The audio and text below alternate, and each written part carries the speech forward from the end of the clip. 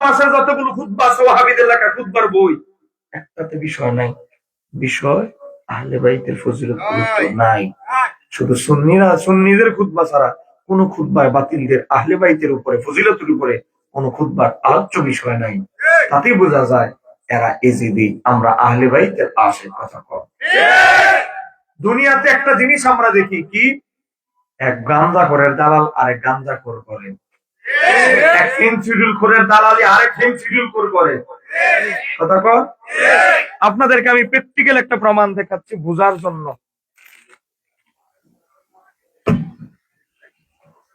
এমন ভাবে আগে রাখবি না ভাই।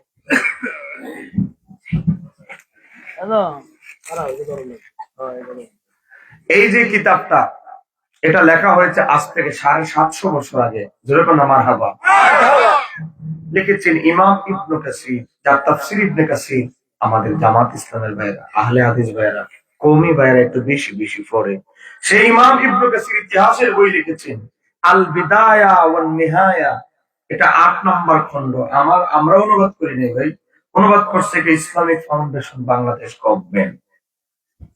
এইটার ভিতরে 429 পৃষ্ঠা 8 নম্বর খণ্ডে 400 কত 29, যারা বলেন 400 কত 29, এজিদের 18টা কুকর্ম ইমাম ইবনে কাসির তুলে ধরেছে।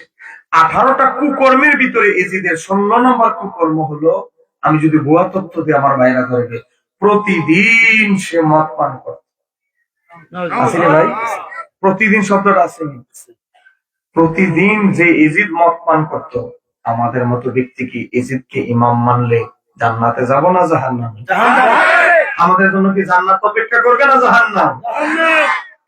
যে এজিদের প্রতিদিন মদের বোতল না হলে চলতো না, আজকে আমাদের আহলে হাদিস ভাইরা বলে এজিদ রহমাতুল্লাহ আলাইহি, নামের আগে বলে হযরত এজিদ। হযরত এজিদ, হযরত লাগানোর আর লোক পায় না। তা আমি কি বুঝাইতে চাইলাম, দুনিয়াতে এক ফেন্সিডিল করে দালালি আরেক ফেন্সিডিল করে। আজকে আহলে হাদিসরা এজিদকে এজিদের দালালি করে প্রমাণ করে দিতে চায়। মাঝে মাঝে গোপনে হয়তো সাপ্লাই তাদের কাছেও হয়। দুনিয়াতে মদ করে দালাল, গাঁজা করে দালাল, ট্যাবলেট করে দালাল, আরেক ট্যাবলেট করতেছে। মাত্র শুরু হইলো, আর 1-1.5 ঘন্টা চলবনি বাজার। আর প্রতিদিন কি মাহফিলের আয়োজন করতে পারবে? প্রতিদিন কি আমি সিডান ঠেকাইতে পারবো?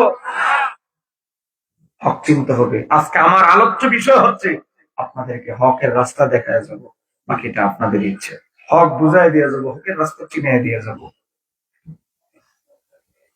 ইজিদ নামাজ পড়তো, আমরাও নামাজ পড়ি। আমাদের নামাজ ইজিদের নামাজ কি এক? মদের বোতল খাইতো, নামাজও পড়তো। এ বাবা, ইজিদের 16 নাম্বার কুকর্ম প্রতিদিন মদের বোতল লাগতো। ইজিদের 15 নাম্বার কুকর্ম কি জানেন? পশু পাখি দিয়ে লড়াই লাগাইতো, মোরগ দিয়া মোরগের, বুঝলেন না? হ্যাঁ, বানর দিয়া বানরের বিরুদ্ধে যুদ্ধ লাগাই দিত। তারপরে কি করতো, আমার ভাই এখানে আছে, যখন কোন একটা বানর মারা যেত তখন তার জন্য শোক করে বিলাপ করতো, আমার বানরটা মরে গেল রে। তার মতো পাগল দুনিয়া তার একটা আছে? নিজেই যুদ্ধ লাগাইলো, নিজেই মারাইলো, এখন নিজে আবার বানর লেগে কান্দে। এরকম মানসিক রোগীর কাছে ইমাম হোসাইনের মতো ব্যক্তিকে বায়াত হওয়া উচিত ছিল? এরা মহরম মাসাইলে ওয়াজ করে ইমাম হোসাইন এজিদের বিরুদ্ধে যুদ্ধে লিপ্ত হওয়া উচিত হয় নাই। বুঝাইতেছে মানসিক রোগী, মদ খোর, আকাম্পগামী লিপ্ত, তার হাতে বায়াত হওয়া ইমাম হুসাইন, যিনি জান্নাতের যুবকদের সর্দার, তার মতো ব্যক্তিদের সামনে যায় না, সাধারণ মুসলমানদের সামনে তো নয়। কথা কথা ঠিক কিনে করতেছেন। আজকে দেখেন ইমাম হুসাইন একাই 71 জন এজিদের দালালকে হত্যা করে জাহান্নামে পাঠায়া তিনি শাহাদাত বরণ করেছেন। এত বড় বীর ছিলেন, একটু জোরে বলেন না সুবহানাল্লাহ। 71 জন মারছে একা ইমাম হুসাইন। আর এজিদ এমন ভাবে মারা গেছে, ওয়াহাবীরা আহলে হাদিসদের জবানে জীবনে শুনবেন না এজিদ কেমনে মারা গেছে। কইছিনি কোনদিন আপনাদেরকে এজিদ কেমনে মরছে? এই মালাউন অভিশপ্ত আপনাদেরকে কোনদিন ওয়াহাবীরা ওয়াজে শোনাইছে? এরা জানে এজিদের হাকিকত, মৃত্যুর কথা বললে এদের গোমর ফাঁস হয়ে যাবে। আমি কয়ে দিবনি, বলবো? এই বাটপার এজিদ কেমনি কুখ্যাত এজিদ মরছে বলবো? ইমাম ইবনু কাসির আল বিদায়া ওয়ান নিহায়া 750 বছর আগের কিতাব। কেউ আমার সাসারা দাঁড়ায় রয়েছে, কোনো ইয়া নাই, সাটাই নাই, কেন নাই। সামনে আয় করেন না, সামনে আয় পড়ে সাসা, সামনে আয় পড়ে একটু জায়গা টাকা দেন, এই ফাঁক টাক জায়গা টাকা ইশারা দিতে পারেন না, আয় করেন। গরমকালে যত শীত পাবেন, শীতকালে ততই আরাম। বইয়া যান মিল্লা জিল্লা, কোনো অসুবিধা নেই। গভীর মনোযোগ। এজিদের 18টা কুকর্মের 15 নম্বর হলো সে পশু পাখি দিয়ে লড়াই লাগাইতো, মোরগ দিয়ে মোরগের, বানর দিয়ে বানরের। মুসলমান, আমার আল্লাহ বড় বড় কাফের মানবদেরকে দুনিয়া থেকে বিদায় করে জাহান্নামে পাঠাইতে বড় সেনাবাহিনীর প্রয়োজন হয় নাই। এক নমরুদরে দুনিয়া থেকে বিদায় করে দিয়েছেন একটা মাত্র মশা দিয়া। কি দিয়া? কানের ভিতরে ঢুকে এমন ভাবে এমন জায়গায় ঢুকছে, জুতার বাড়ি খাইতে খাইতে খাইতে আল্লাহ জাহান্নামে বানাই দিয়েছে। ধরে বলো আল্লাহু আকবার। ফেরাউনের মতো এত বড় শক্তিশালী বাদশাকে আমার আল্লাহ পানিতে ডুবায় মারছেন। একটা সৈন্য আল্লাহ খরচ করতে হয় নাই, সে আল্লাহর ক্ষমতা এখন আছে না? না। আব্রাহা বাদশা গর্ব করে এসেছিল কাবা ঘর ধ্বংস করে ফেলবে। বলেন কি ঘর ধ্বংস করবে? কিন্তু আব্রাহা বাদশাকে দুনিয়া থেকে চিরতরে ধ্বংস করে দিয়েছেন তিনি কে? কিন্তু এই আব্রাহা বাদশার কাহিনী আমাদের সমাজে বলে, কিন্তু আমাদের বিরোধী ভাইয়েরা অর্ধেক কয় আর অর্ধেকটা কয় না। অর্ধেকটা বাকি, অর্ধেকটা বলবো। ইজিদের ঘটনা মনে রাখবেন, ওয়াজ কি মনে রাখতে পারবেন তো? ইজিদের মৃত্যু এটা কিন্তু জমা রাখলাম, আর এটা হলো সম্পূরক ঢুকে গেছে, এজন্য বলছি। এরপর কিছু আকীদার কথা বলবো।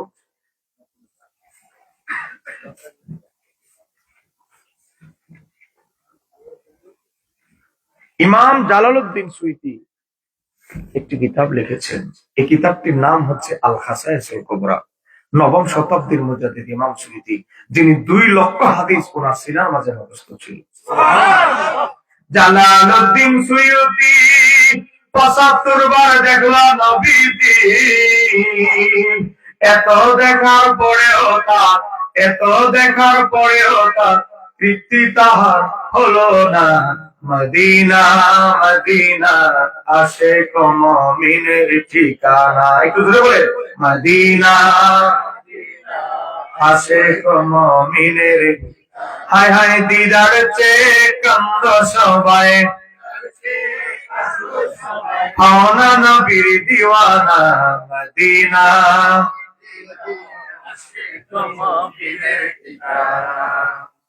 আমার নবী দুনিয়াতে আসা 50 দিন আগে, কয়দিন?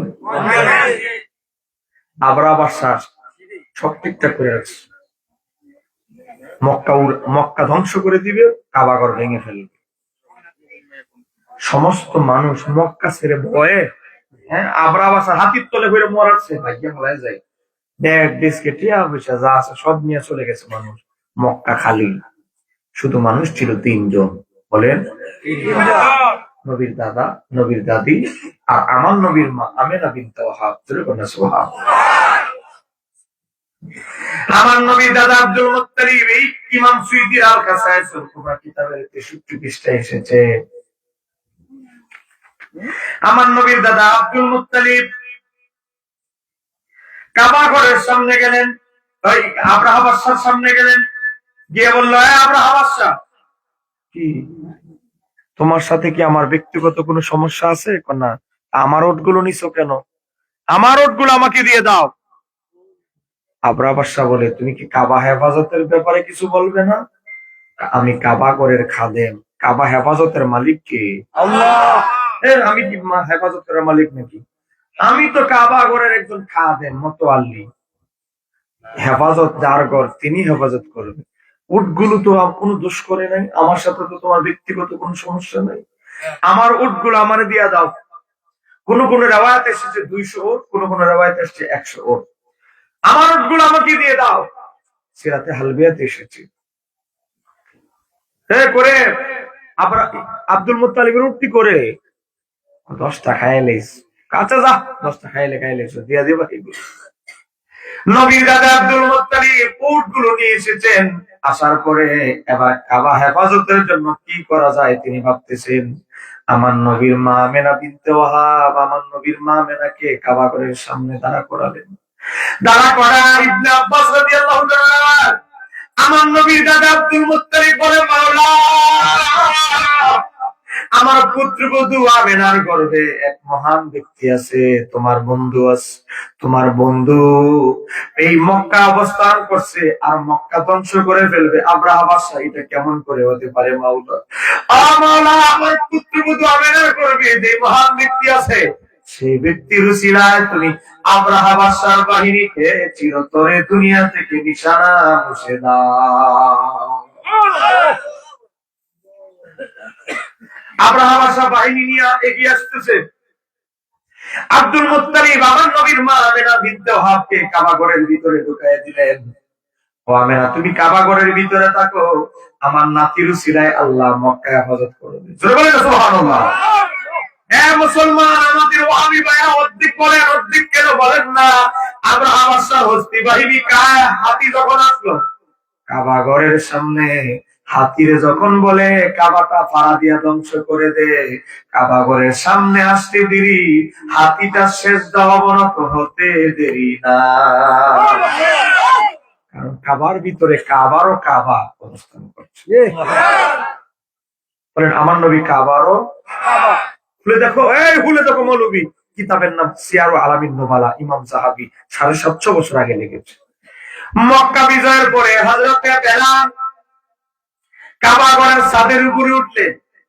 ইয়া রাসূলুল্লাহ নবী গো, আমি বেলাল সারা জীবন কাবার দিকে ফিরে আযান দিয়েছি, এখন তো কাবা আমার ফাইন মিস।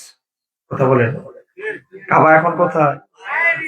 আমি কাবার উপরে দাঁড়ায় আছি, কাবা তো আমার ফাইন নিচে। ও ইয়া রাসূলুল্লাহ, এটা তো আমার শিক্ষা দেন নাই, কাবা ঘরের সাথে যখন থাকবো কোন দিকে ফিরে আযান দিতে হবে।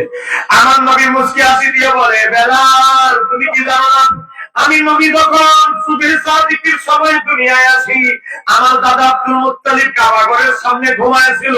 আমার দাদা ঘুম থেকে জাগ্রত হয়ে দেখে আমি নবীর সম্মানে খানায় কাবা আমার মায়ের ঘরের দিকে সেজদা অবনত হয়ে গিয়েছিল। বেলাল বলি, ইয়া রাসূলুল্লাহ মাসলা বুঝে গেছি, আপনি নবী, এই কাবারও কাবা। একটু জোরে বলেন, কারণ আপনার দিকে ফিরে আযান দিতে হবে। বাচ্চা মানুষ ঘুমাইলে বাইক পড়ায় কেউ 38-40 মিনিট আসেনি বাজার, থাকবেনি আর 40টা মিনিট। হ্যাঁ ভাই পয়লাইতাম না, তবারক নাই, থাকতো না মানুষ। কেউ আপনারা কি তবারক না হলে কি থাকতেন না? তবারক ছাড়া থাকবেন নি?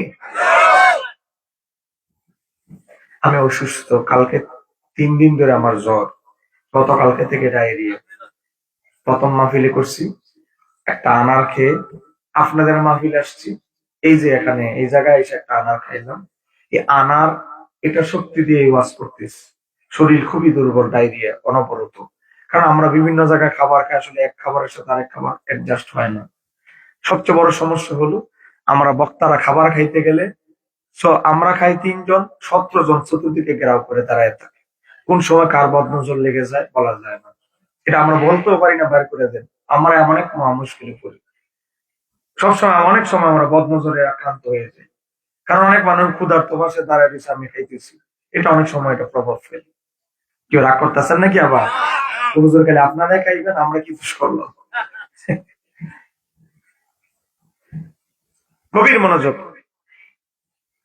আজকে এই ওয়াহাবীরা সূরা ফিলের তাফসীর করে আব্রাহা বাদশার বাহিনী ধ্বংস হলো নবীর উসিলায়, এটা জীবনে ওয়াজ করছে কোনদিন? মাঝখানে জায়গাটা বাদ দে, আগে আর পিছনে মাঝখানে বাদ দিছে নবীর কথা। আল্লাহর দোহাই, কেন নবীর শান বাদ দেন? কেন নবীর শান বাদ দেন? আজকে যুবকদেরকে জিহাদের ওয়াজ করা, কারো সর্বপ্রথম ওয়াজটা করে খালিদ ইবনে ওয়ালিদের কথা। মুসলমানদের সবচেয়ে বড় বীর খালিদ ইবনে ওয়ালিদ, কিন্তু খালিদ ইবনে ওয়ালিদ বলে আমি এত বড় বীর যোদ্ধা, প্রত্যেকটা যুদ্ধে বিজয়ের মালা কিভাবে ছিনিয়ে আনতাম তোমরা কি জানো? বলবো। এই যে দেখেন ইমাম সুয়ুতির আল খাসায়েসুল কুবরা এই কিতাবের ভিতরে পৃষ্ঠা নাম্বার 117, বই কিন্তু স্টেজে আছে। 117 নম্বর পৃষ্ঠার ভিতরে ইমাম জালালউদ্দিন সুয়ুতী আমার নবীর শের চুল মোবারকের উপরে একটা অধ্যায় কায়েম করেছে। হযরত খালিদ ইবনে ওয়ালিদের বর্ণনা সহিহ সনদে মুস্তাদরাক আলা সুয়াইনের বরাত উল্লেখ করেছে। হযরত খালিদ ইবনে ওয়ালিদ যত যুদ্ধের সেনাপতি ছিলেন, একটা যুদ্ধেও মুসলমান পরাজিত হয় না। কেন পরাজিত হয় নাই? ওনার একটা উপাধি হচ্ছে তিনি সাইফুল্লাহ, আল্লাহর তরবারি। আল্লাহর তরবারি যদি পরাজিত হয়, ভেঙে যায়, ইহুদি নাসারা মুশরিকরা বলবে আল্লাহর তরবারি ভেঙে গেছে, পরাজিত হয়েছে। গভীরভাবে লক্ষ্য করেন, হযরত ইমাম জালালউদ্দিন সুয়ুতী রাদিয়াল্লাহু তাআলা বর্ণনা করেন, হযরত খালিদ ইবনে ওয়ালিদ ইয়ারমুকের যুদ্ধে গিয়েছেন। মুসলমানদের সংখ্যা হলো 30,000। কত? আর বাইজেন্টাইন খ্রিস্টান বাহিনী হইল 1 লাখ। কয় গুণ? 1 লাখ। কয় গুণ? 3 গুণ। প্রতি একজন সৈন্য কাফের 3 জন, 3 জন প্লাস। মুসলমানরা যুদ্ধে লিপ্ত হয়েছে। প্রথম দিন 10,000 শহীদ হয়ে গেছে। আছে আর কয় হাজার? 20,000। চতুর্দিকে ছয় লাভ হয়ে গেছে খবর। কিরে, খালিদ ইবনে ওয়ালিদ যে যুদ্ধের সেনাপতি, সে যুদ্ধে প্রথম দিনই 10,000 শহীদ, আছে আর 20,000। হযরত খালিদ ইবনে ওয়ালিদের এই ঘটনা যখন ওনার স্ত্রীর কাছে পৌঁছতো, হযরত খালিদ ইবনে ওয়ালিদের বিবি বলে, আমার স্বামী যে যুদ্ধের নেতৃত্ব দিচ্ছে, এই যুদ্ধে এমন ভয়াবহ কড়া অবস্থা, এটা মেনে নেওয়া যায় না। তিনি খালিদ ইবনে ওয়ালিদের খাস কামরায় ঢুকলেন। খাস কামরায় ঢুকে দেখে খালিদ ইবনে ওয়ালিদ প্রতি যুদ্ধে, ভাই আসছে, প্রতি যুদ্ধে যে টুপি নিয়ে যাইতেন, ইয়ারমুকের যুদ্ধে সেই টুপি নিতে তিনি ভুলে গেছেন। বলেন, টুপি নিতে কি করছেন? এই টুপি না, যুদ্ধের এক প্রকার টুপি থাকে, টুপি নিতে তিনি ভুলে গেছেন। হযরত খালিদ ইবনে ওয়ালিদের বিবি সে টুপি নিয়ে রওনা দিলেন স্বামীরে দেওয়ার জন্য। হযরত খালিদ ইবনে ওয়ালিদ চোখ দেখে বুঝে ফেলেছেন এটা তার বিবি। টুপি নিয়ে আল্লাহর দরবারে কি যেন বললেন, নতুন করে মুসলমানদেরকে নতুন করে যুদ্ধের নতুন করে পরিকল্পনা করলেন। খ্রিস্টান বাহিনীর সেনাপ্রধানকে 70 জন সেনা গ্রাহ করে রেখেছে নিরাপত্তার জন্য। খালিদ ইবনে ওয়ালিদ, ও বাবা, এক মুসলমানের কাপ থেকে লাফ দিয়া 70 জন সৈন্যের বেষ্টনী ভেঙে ফেলে ভিতরে ঢুকে খ্রিস্টানদের সেনাবাহিনীর গর্দানটা কেটে ফেললে।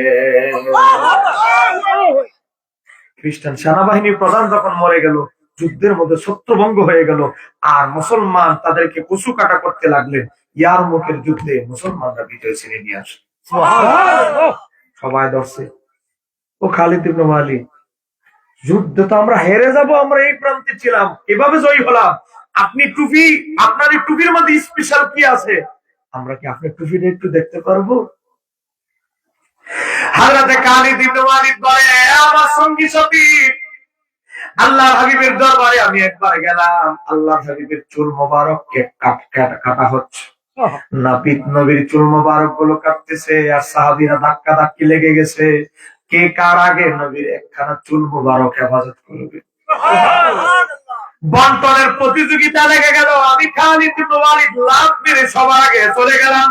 আমি খালিদ ইবনে ওয়ালিদ আল্লাহর হাবিবের 5খানা চুল মোবারক হাদিয়া পেয়ে গেলাম। তারপর থেকে যত যুদ্ধে আমি যাইতাম, কি করতাম, ফাজআলতুহা ফি হাযিহিল কুলানসুয়াতি, ও সেই চুল আমি আমার টুপির ভিতরে, যুদ্ধের টুপির ভিতরে ঢুকিয়ে দিয়েছি। ফালাম আশহাদ, এমন কোন কিতাল, এমন কোন যুদ্ধে না, যুদ্ধ নাই যে টুপিটা আমি, এই টুপিটা সে যুদ্ধে নিতাম না। ওয়াহিয়া মাই, এমন কোন যুদ্ধ নাই যে যুদ্ধে আমার কাছে টুপিটা আমার সাথে ছিল না। ইল্লা আর রুজিকতুন নাসরা, আর আল্লাহর আসমানি সাহায্য আমি পাইতাম না। যতবার আমি যুদ্ধের টুপিটা নিতাম আর আল্লাহর সাহায্য চাইতাম, নবীর চুল মোবারকের বরকতে আসমান থেকে গায়েবী সাহায্য আসতো। ও খালিদ ইবনে ওয়ালিদের বীরের ওয়াজ করে কিন্তু খালিদ ইবনে ওয়ালিদ যে এত যুদ্ধে জয়লাভ করলো আমার নবীর চুল মুবারকের উসিলায়, বলেন কি মুবারক? বান্দিকের ভাইয়া কি মুবারক? আর এমন হেরা মিষ্টি মিষ্টি ওয়াজ করে নবী আমার আপনার মতো মানুষ। আর একটু জোরে বলেন আসেনিও। আবার খালিদ ইবনে ওয়ালিদের ওয়াজ করো, ওয়াজ করার আগে আগে সাবধানতা অবলম্বন করো। এই হাদিস ৬৯টা কিতাবে এসেছে।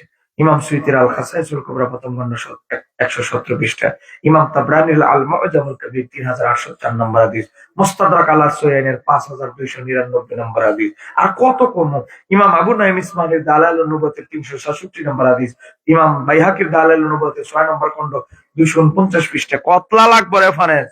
আজকে খালিদ ইবনে ওয়ালিদের নাম বিচ্ছা খাও, ওনার আদর্শের খবর নাই।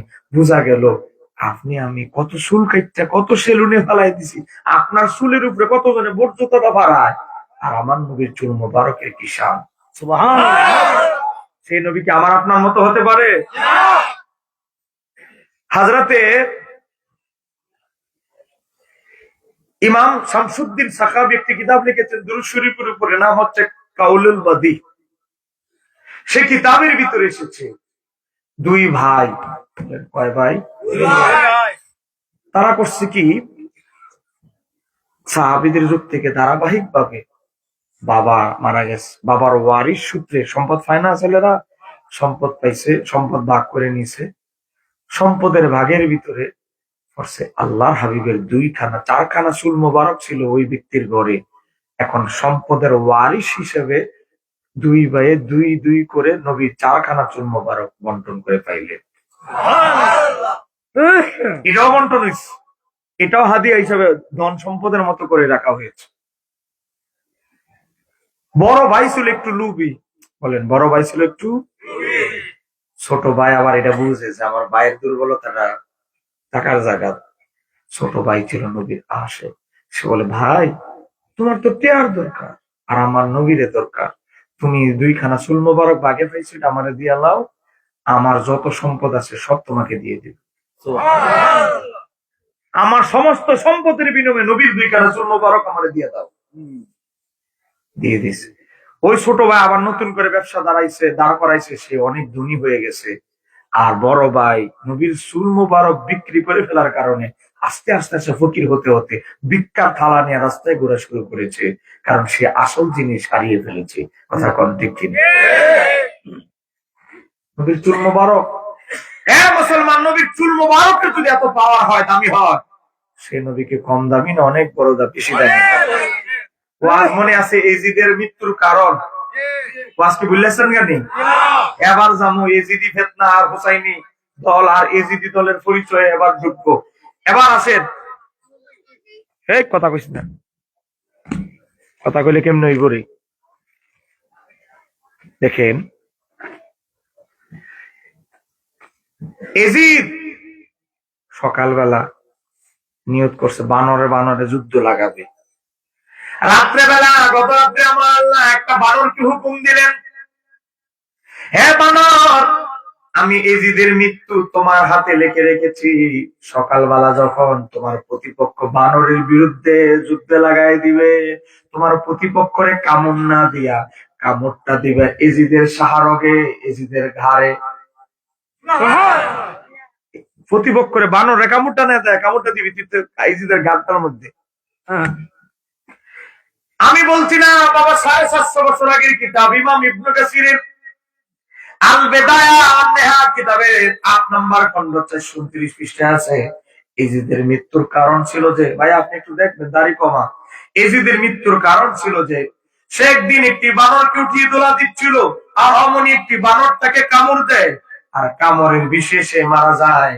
যা বলতেছিলাম, আমার আল্লাহ এজিদের মতো জালেমকে দুনিয়া থেকে জাহান্নামে পাঠাইতে বড় বড় সেনাবাহিনী লাগে নাই, তার পালিত একটা বানরই তার লাত্তি মেরে জাহান্নামে পাঠিয়ে দিয়েছে। আহলে বাইতের শত্রুরা এভাবে অপমানিত হয়।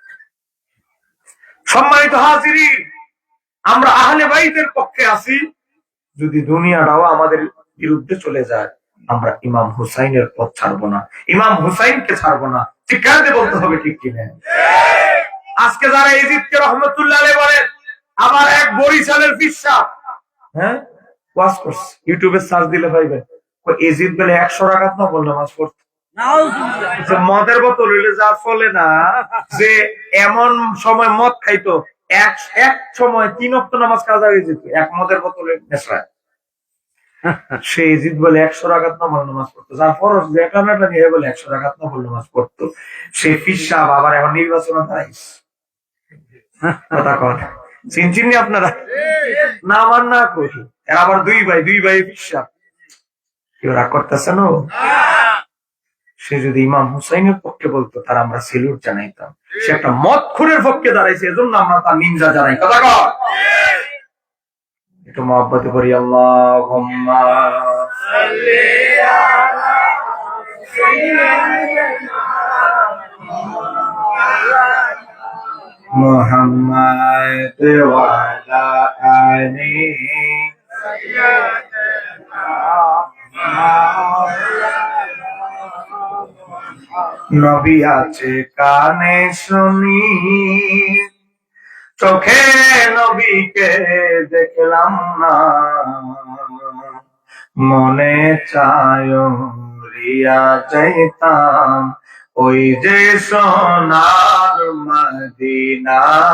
আল্লাহুম্মা সাল্লি আলা সাইয়্যিদিনা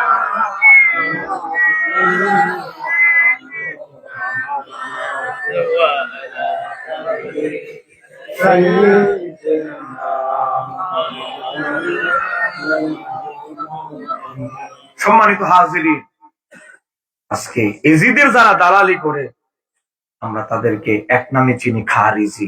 বলেন এদের এক নামে তাদেরকে বলি কি?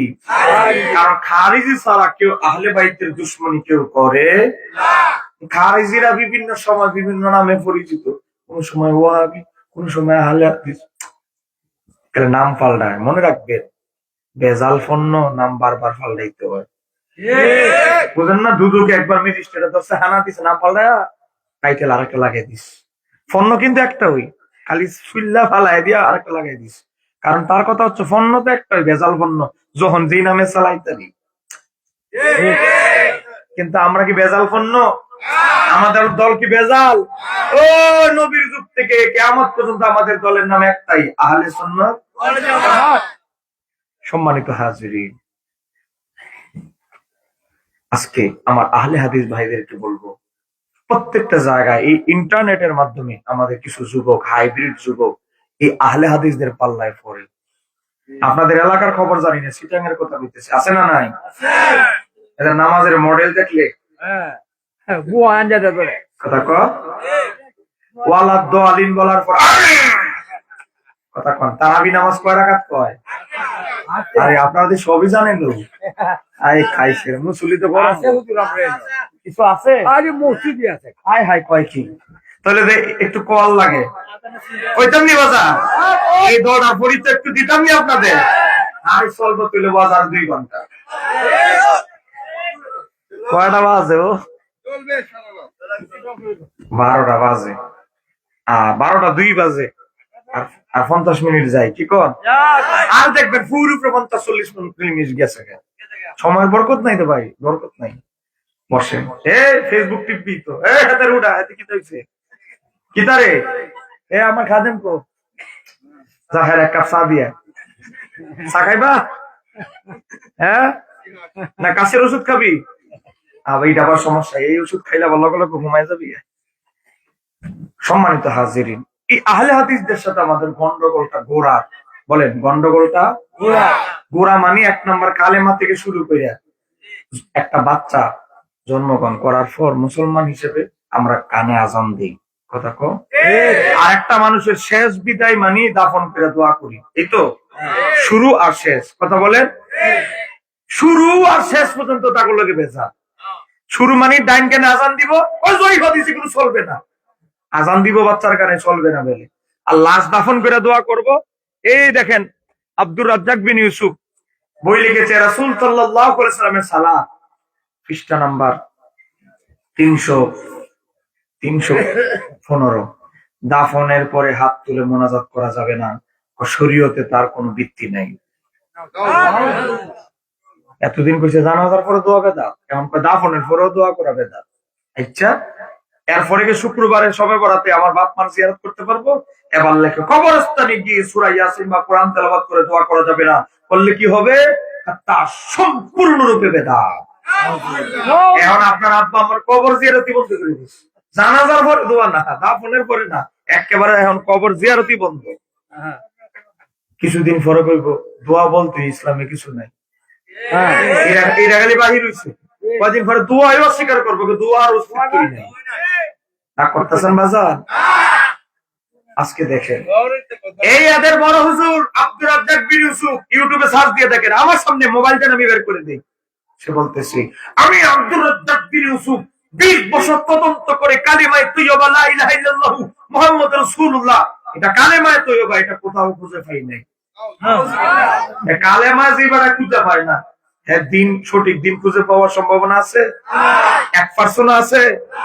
কালেমাই খুঁজে পায় না, কি অবাগা। আল্লাহ হেদায়েত দান করুক। আমরা কি গালাগালি করতেছি? আমরা খালি দলিল দিয়ে যাবো, সত্যটা তুলে দিয়ে যাবো, ভেজালটাও কমু, সঠিকটাও কমু। আপনারা চিন্তা করবেন কোনটা নিবেন, প্রশ্ন থাকলে এরপরে করবেন, দরকার হলে ফজর উত্তর দিয়ে তারপরে চিন্তা যাবো, চিন্তা করে।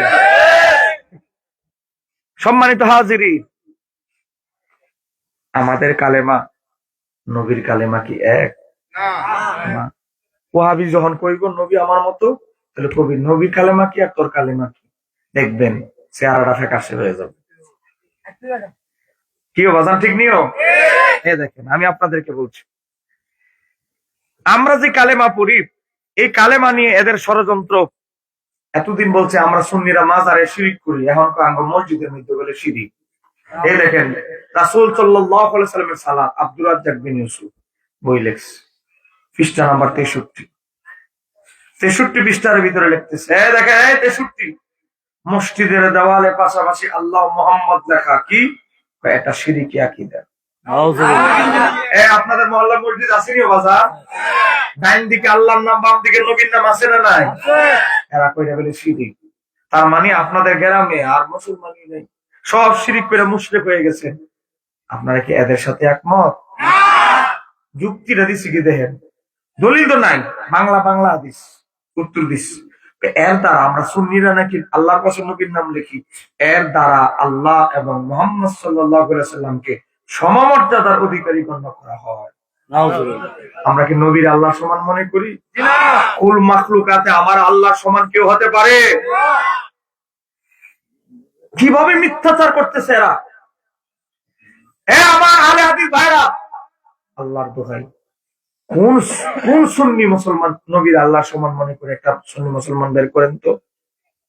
হ্যাঁ, কিছু বাউল আছে, বাউল বুঝেন না, লালন গান গায়, নামাজ রোজার খবর নাই, মাঝে মাঝে আবার মহিলা শিল্পী দিয়া শরীয়ত মারেফত সাজায়।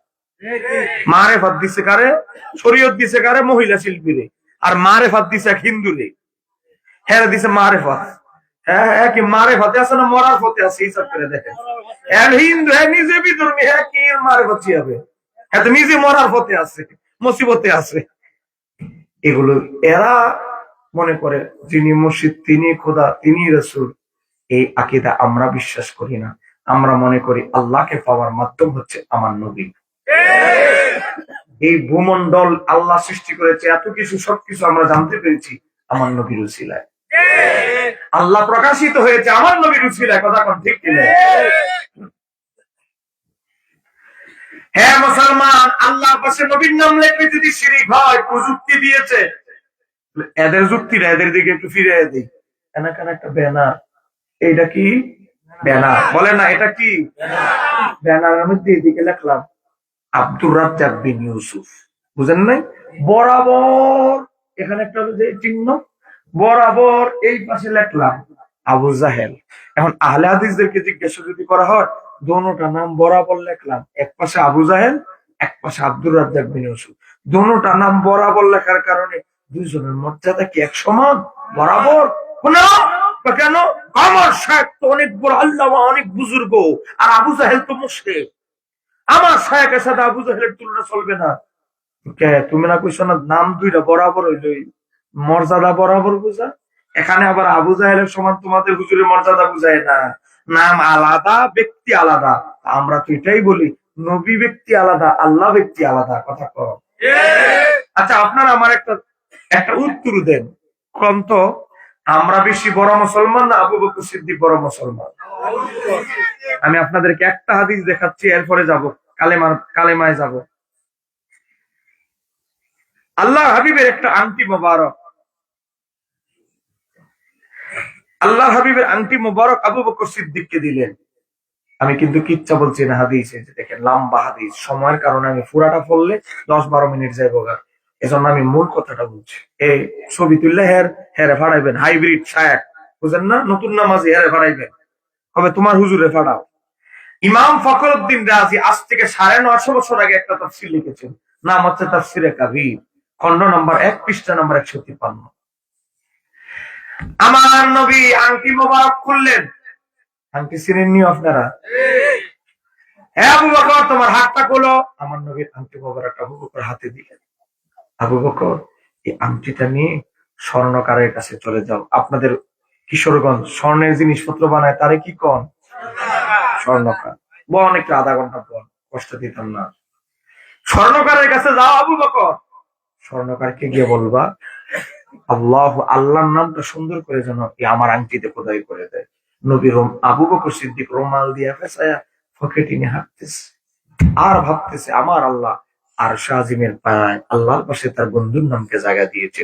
আজানে আল্লাহর সাথে নবীর স্মরণ আছে, নামাজে তাশাহুদে দুরুদে নবীর কথা আছে। আল্লাহ আল্লাহ, নামাজে আযান ইকামতে, এমনকি জান্নাতের পাতায় পাতায় এক পাতায় আল্লাহর নাম, অপর পাতায় বন্ধুর নাম। হুর, যে হুরদের সুন্দরী হুরদের জন্য মানুষ পাগল, সেই হুরদের মণিকোটায় ডান চোখে আল্লাহর নাম, বাম চোখে নবীর নাম লেখা। আল্লাহ কোরআনে 111 জায়গায় আল্লাহর সাথে তার বন্ধুর জিকির করেছে। আর নবীর আংটিতে শুধু আল্লাহর জিকির থাকবে, নবীর জিকির হবে না, এটা কেমন হতে পারে?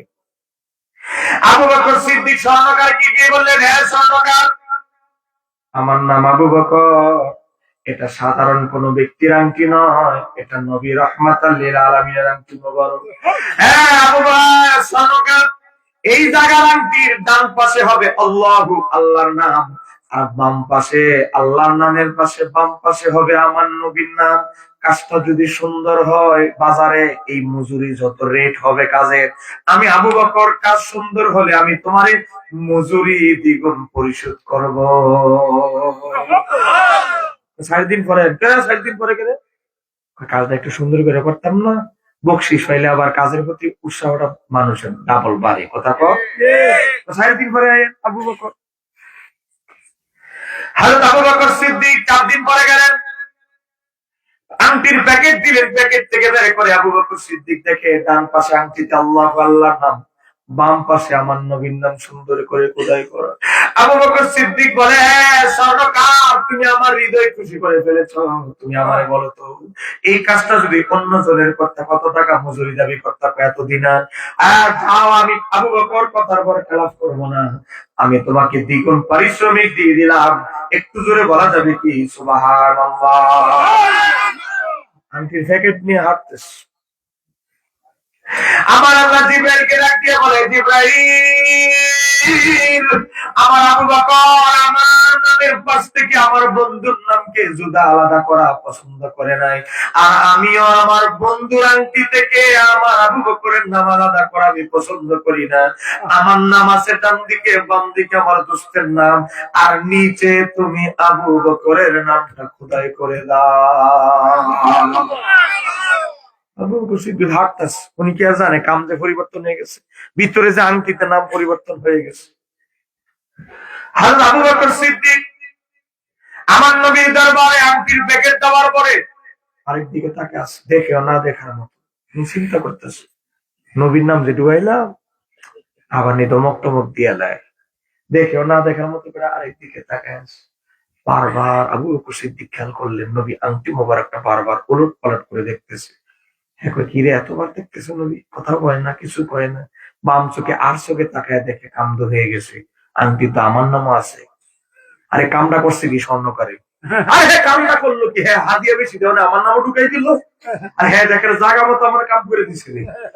ইয়া রাসূলুল্লাহ, নবী গো, আবু বকর, আমি আবু বকর এত বড় গোস্তাক বেয়াদব নই, আপনার আংটিতে আমার নাম ঢুকাই দিব। তবে ইয়া রাসূলুল্লাহ, আমার দিল আবু বকরের দিল মেনে নেয় নাই। আল্লাহর নাম থাকবে, আল্লাহর নাম থেকে আল্লাহর বন্ধুর নাম পৃথক করে দিব, নাম থাকবে না। আমি আবু বকরের হৃদয়টা মানে নেই। আল্লাহ প্রত্যেকটা জায়গায় আল্লাহর সাথে তার বন্ধুর স্মরণ যদি করতে পারে, আমি আবু বকর কোন শুধু আল্লাহর জিকির করবো, আংটি দেয়। এই জন্য আমি স্বর্ণকারকে বলেছিলাম, কাজটা করলে সুন্দর করে দিব, মজুরি দিব। এই বেচারা হয়তো খুশির টানায় আমার নামও ঢুকিয়ে দিছে। ইয়া রাসূলুল্লাহ, ও নবী গো, আপনি আবু বকরকে ভুলটা শুধরানোর সুযোগ দেয়। আমার নবী মুস্কি হাসি দিয়ে বলে, আবু বকর, ও আবু বকর, এটা তোমার হুকুমে হয় নাই, এটা স্বর্ণকারেরও কাজ নয়, এটা মাওলার হুকুমে জিবরাইলের কাজ। تكبير نعرة رسالات نعرة توصية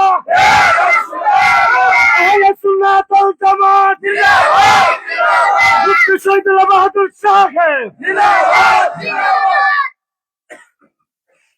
কেরাম মনসুর, এতক্ষণ যে বই আছেন, আসলে আমি অত্যন্ত খুশি যে আপনারা এতক্ষণ পর্যন্ত যে আমাকে সময় দিবেন, এটা আমি ভাবিও নাই। আর 20টা মিনিট কি সময় দেওয়া যাবে বাজার? চলবনি আর 20 মিনিট?